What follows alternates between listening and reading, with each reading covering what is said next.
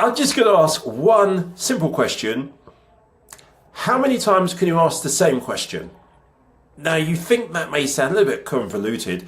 The Republican Party have been asking Merrick Garland the same question for just almost since President Biden first took office. Again and again and again. And that is this perception that they have, that they perceive that the media world has it in for them.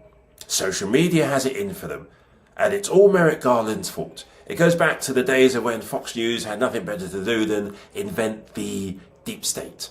That's what's going on. That is what government, your money, time is being taken up and spent with, and it's sheer nonsense. I mean, Merrick Garland, once again, the DOJ is being grilled by Jim Jordan and co. I haven't seen or learnt anything different. Merrick Garland is still there, sterling performance, answering, excuse me, every single question posed. And you're thinking, it's just deja vu. Rewind everything that's already been said, everything that's already been heard. Not like they're looking for any progression. It's, can we do this? Let's get some clips, we'll put them on Fox News, and those that believe all of the conspiracy theories, all of the nonsense will think, yes, we got it, we got something. We have Merrick Garland, look, this is what we said. It's always like they're not interested in what Merrick Garland has to say. They're not interested in Merrick Garland's answer. It's just, can they say something that the question will be almost forgotten? Because they'll turn up on Fox News, their face will be there, they'll show a clip of them asking the question, and they'll cut away from Merrick Garland's answer. And this will go on and again. This won't be the last hearing. It will not. Again, what has been achieved? Nothing. This guy, Jim Jordan, follow him. Yes, my finger's following you, Jim. Tell me one thing, yeah? There's nothing you can say. Achieved nothing. Well done, Jim. Mr. Attorney General, my colleague just said that you should be held in contempt of Congress, and that is quite rich, because the guy who's leaving the hearing room right now, Mr. Jordan, is about 500 days into evading his subpoena, about 500 days. So if we're going to talk about contempt of Congress, let's get real. I mean, are you serious that Jim Jordan, a witness to one of the greatest crimes ever committed in America, a crime where more prosecutions have occurred than any crime committed in America, refuses to help his country, and we're going to get lectured about subpoena compliance and contempt of Congress? Jim Jordan won't even honor a lawful subpoena? Are you kidding me? Are you kidding me? There's no credibility on that side. Mr. Attorney General, you are serious, they are not. You are decent, they are not. You are fair, they are not. So I welcome you to the law firm of Insurrection LLP, where they work every single day on behalf of one client, Donald Trump. And they do that at the expense of millions of Americans who need the government to stay open, who want their kids safe in their schools, and would like to see Ukraine stay in the fight so that we don't help Russia. That's the expense that this nonsense, this clown show, I'd call it a clown show, except they actually have real responsibilities that affect real Americans. It's the difference between one side that believes in governing and one side that believes in ruling. You've tried to comply with this committee. In fact, last week, one of your special agents came here for an interview, brought his lawyer, and was told that he couldn't have his lawyer present. Mr. Jordan, who tells all of us he knows so much about the Constitution, wouldn't afford one of your employees one of the basic constitutional rights to have a lawyer present. In fact, they threatened to call the Capitol Police and arrest a lawyer that was brought. Are you familiar with that standoff that occurred last week, Mr. Attorney General? Generally, yes. Well, your office also sent a letter detailing it, that you were willing to comply, but you'd like him to have a lawyer, and I'd like to submit that to the record with unanimous consent. Without objection. Who appointed Mr. Weiss?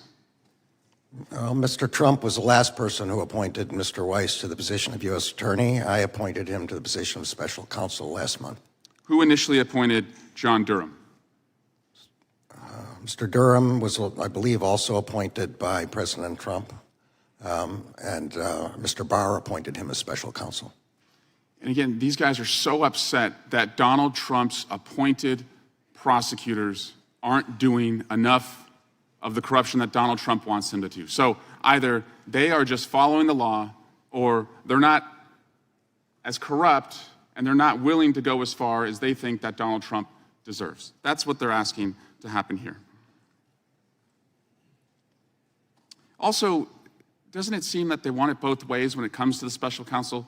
A lot of questions suggested that the special counsel should be independent, but when they didn't like the direction of the special counsel, you were asked why you didn't interfere more or involve yourself more or investigate more. Did you get that sense that you're kind of stuck here?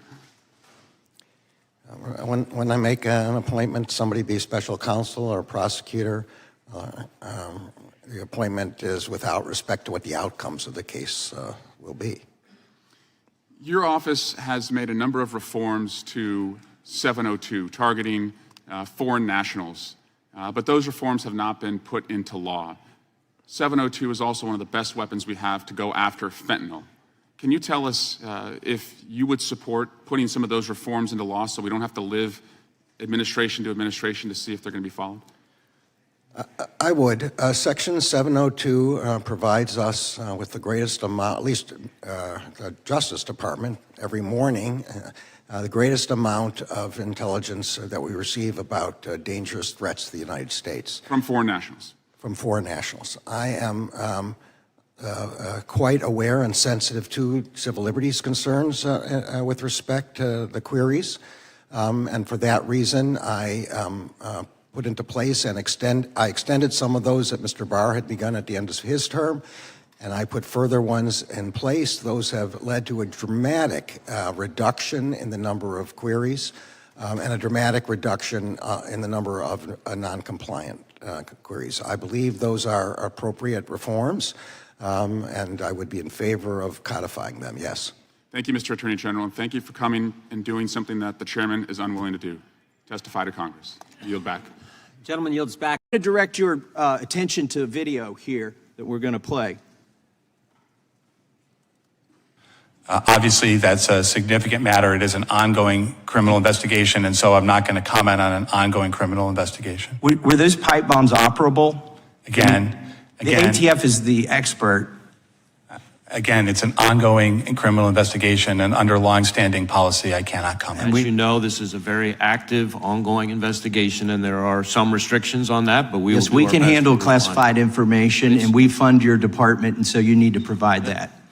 It's not, respectfully, it's not an issue of classification. It's an issue of commenting on ongoing criminal investigations, which is something that by long-standing department policy we are restricted in doing. And in fact, the last administration actually strengthened those policies partly That's because— not our policy, though, and we fund you, so let's move on. Do you know how— So I'm not going to violate this norm of the rule of law. I'm not going to comment on an investigation that's ongoing. Peter Navarro was indicted for contempt of Congress. Aren't you, in fact, in contempt of Congress when you give us this answer? This is an answer that's appropriate at a press conference. It's not an answer that's appropriate when we are asking questions. We are the committee that is responsible for your creation, for your existence of your department. You cannot continue to give us these answers. Aren't you, in fact, in contempt of Congress when you refuse to answer? Congressman, I have the greatest respect for Congress. I also have the greatest respect for the Constitution and laws of the United States. The protection of pending investigations and ongoing investigations, as I briefly discussed in another dialogue a few moments ago, goes back to the separation of powers, which gives to the executive branch the sole authority to conduct prosecutions. It's a requirement of due process and respect for those who are under investigation, the protection of their civil rights. Well, with all due respect to that, Iran-Contra was an ongoing investigation, and that didn't stop Congress from getting the answers. And you're getting in the way of our constitutional duty. You're citing the Constitution. I'm going to cite it. It's our constitutional duty to do oversight. Now, in that video, That was your answer to a question to me 2 years ago. When I said how many agents or assets of the government were present on January 5th and January 6th and agitating in the crowd to go into the Capitol and how many went into the Capitol. Can you answer that now? I don't know the answer to that question. Oh, last time, you don't know how many there were or there were none? I don't know the answer to either of those questions. If there were any, I don't know how many. I don't know whether there are any. I think you may have just perjured yourself that you don't know that there were any. You want to say that again, that you don't know that there were any? I have no personal knowledge of this matter. I think what I said the last time. You've had 2 years to find out. And the day, by the way, that was in reference to Ray Epps, and yesterday you indicted him. Isn't that a wonderful coincidence? On a misdemeanor. Meanwhile, you're sending grandmas to prison. You're putting people away for 20 years for merely filming. Some people weren't even there yet. You've got the guy on video who's saying go into the Capitol. He's directing people to the Capitol before the speech ends. He's at the site of the first breach. You've got all the goods on him, 10 videos, and it's an indictment for a misdemeanor? The American public isn't buying it. I yield the balance of my time to Chairman Jordan. May I answer the question? I'm going to ask you one now. We'll let the gentleman. Yeah.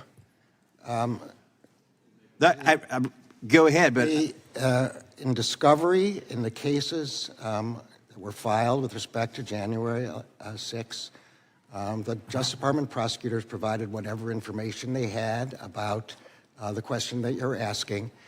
With respect to Mr. Epps, the FBI has said that he was not an employee or informant of the FBI. Mr. Epps has been charged, and there's a proceeding, I believe, going on today on that subject. the charge is a joke. I yield to the chairman. The time the gentleman has expired. The chair recognizes the gentleman from California. Mr. Attorney